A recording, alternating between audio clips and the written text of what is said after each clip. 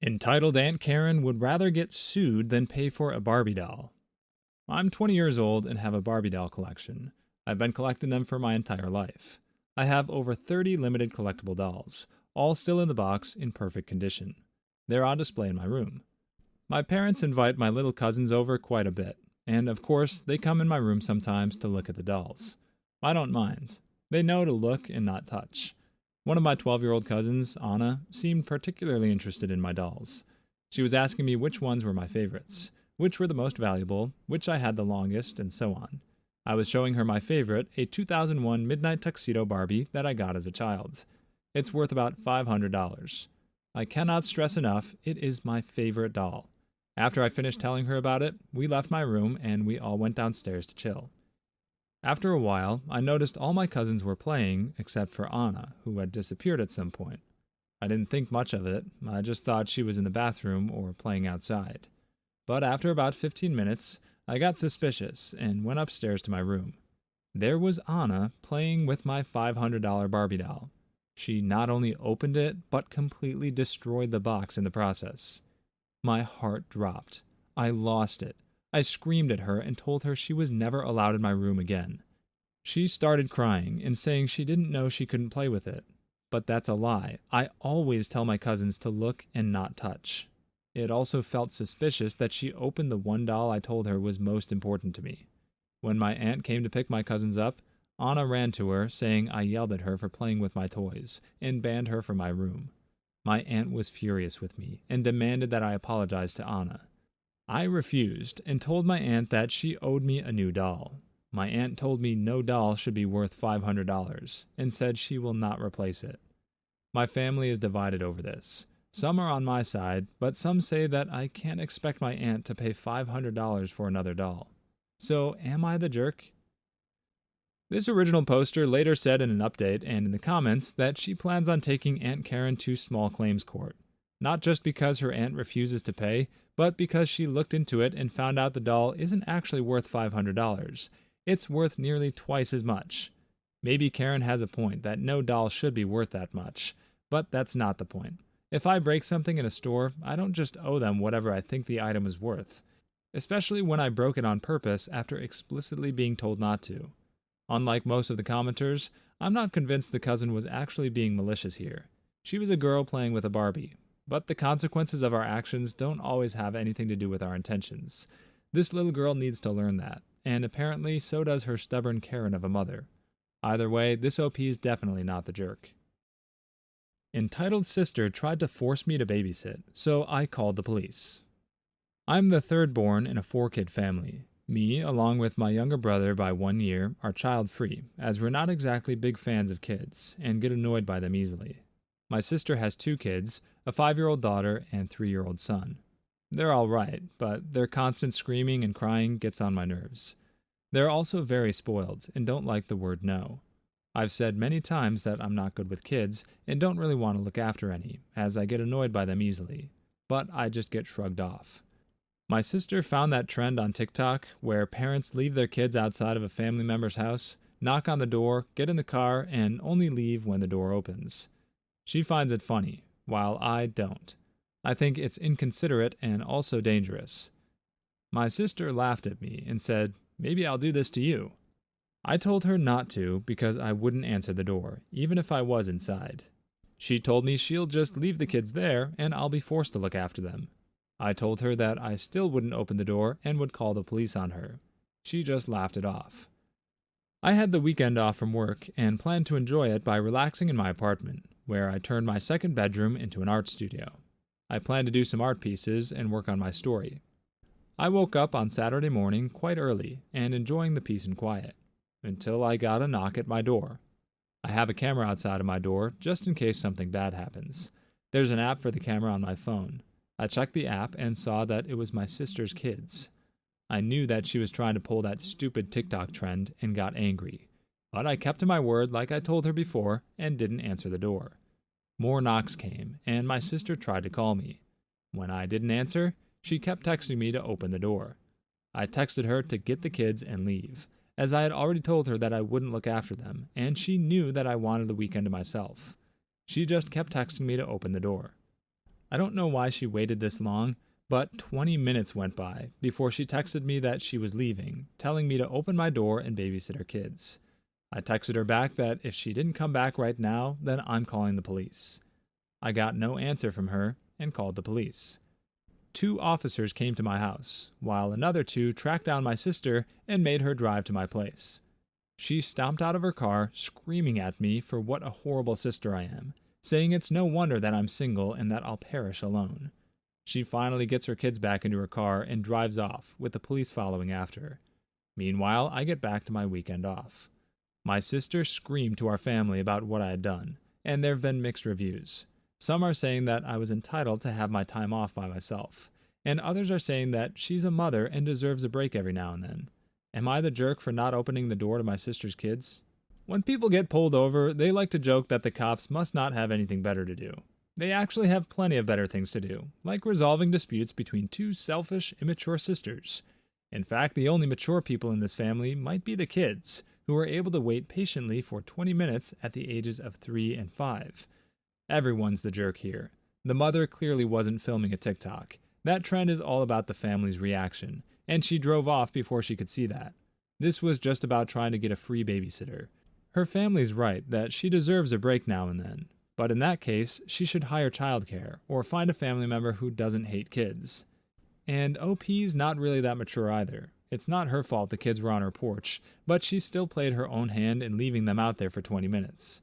If she really cared as much about their safety as she claims, she would have opened the door. The sister is reckless, but not reckless enough to get police involved, knowing that could lead to severely damaging consequences. Congratulations to these kids on surviving a family full of idiots for 5 whole years. I refuse to attend my own daughter's wedding over an incident with a hamburger. My daughter Jasmine is currently staying with me and going through an awful divorce. My other daughter, Willa, has always felt that I favor Jasmine because I financially cut Willa off. I did this because she slept with a married man at 21, and I hate cheaters. I invited Willa over on Saturday night because she lost power due to the nor'easter, and her house was freezing. She came with her fiancé. It's probably relevant that I don't approve of her fiancé, because he has a child who he chooses not to see, and that is another point of contention with Willa. Willa has issues with Jasmine's friends, because the married man she previously slept with was the father of one of them. So now they target her, even though it was close to a decade ago. Recently, one dropped a burger on her. Willa did get revenge, but has been taking it out on Jasmine ever since. She feels the burger triggered some of her emotional issues, because even though she made that burger woman suffer, she can't make the woman suffer enough. Willa admitted that she wanted to hurt Jasmine due to the burger incident, so she made comments about Jasmine spending Valentine's Day alone, which resulted in Jasmine having a panic attack. I told Willa that I was ashamed of her and asked her to leave my house. Jasmine cried all night, and it really hurt me. I've since told Willa that I will not be attending her wedding due to what she said to her sister. Willa accuses me of favoring Jasmine and has since blocked me, but I feel that I was standing up to a bully. My soon-to-be son-in-law sent me a nasty message and accused me of being trash. Am I the jerk for refusing to go to my daughter's wedding? This is another story where pretty much everyone's a jerk. To add some context to this burger thing, OP's kids are in their 30s, and this girl literally just picked up a burger and dropped it on top of another girl's head, which is actually pretty mild punishment for sleeping with your friend's married father, yet somehow still pretty childish. Since Reddit has to do his thing, of course everyone's saying that Willa was groomed by this married man. Guys, she was 21 at the time. She made a choice. A bad one. And I won't claim to know anything about her childhood, but I promise you this girl was not having PTSD flashbacks over a hamburger. Making fun of Jasmine's divorce was way over the line, but Jasmine also shouldn't be hanging out with her sister at all if she's going to let her friends dump food on her. And OP shouldn't be picking sides so easily between her own 2 daughters. These people are the poster children for family therapy, and I do mean children. Immature neighbors are mad I won't let them steal entire boxes of ice cream. I live in a small neighborhood where we all get along with each other rather well. Me and my neighbors often tend to have little cookouts or gatherings in our yards to celebrate various holidays or just to let the kids hang out in general. However, with summer heat, we haven't done many hangouts like this. It's usually just the kids playing outside now. I tend to get worried that they'll overheat out there, So I decided to use the extra deep freezer I had and fill it with ice creams and popsicles for the kids. I put it outside so they'll have something to cool down with, and I left a note on the freezer telling them it's okay to take more than one, but to just be mindful of others and not take too many. This worked out great. The kids listened to the note I left, and some of my neighbors even pitched in to refill the freezer whenever it started getting empty. All was well. That was until a new family moved in.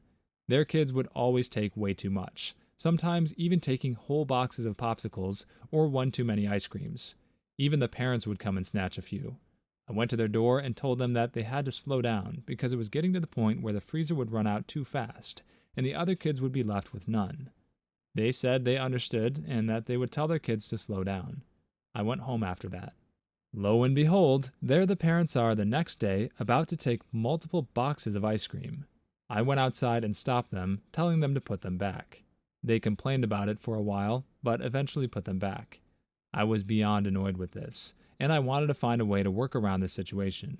I didn't want to stop filling the freezer because I wasn't about to punish all the kids for something one family did. Instead, I decided to get a class block for the freezer. I called up my other neighbors and explained this to them. They all agreed with me. So I went and bought the lock and put it on the freezer the same day. I also bought multiple keys for it and gave them to all my neighbors except for that one family. I would personally unlock it myself if their kids wanted an ice cream or popsicle. I didn't want to exclude their kids because I didn't like the thought of them watching everyone else have ice cream and popsicles while not having any themselves. I guess they must have told their parents about that because a few days later I had both of them banging on my door and yelling about how I'm making them seem like thieves to the other neighbors and calling me an overdramatic biscuit for locking the freezer. I simply told them that I gave them a warning, but they didn't listen. So now they've got to deal with the consequences of their actions. So am I the jerk for putting a lock on my deep freezer? Absolutely not the jerk. What kind of grown adults aren't embarrassed to get caught stealing entire boxes of ice cream? If they really didn't want the neighbors to look at them like thieves, then they shouldn't have committed theft against their neighbors. It's that simple. This OP sounds like a wonderful person to continue feeding the children she caught stealing from her.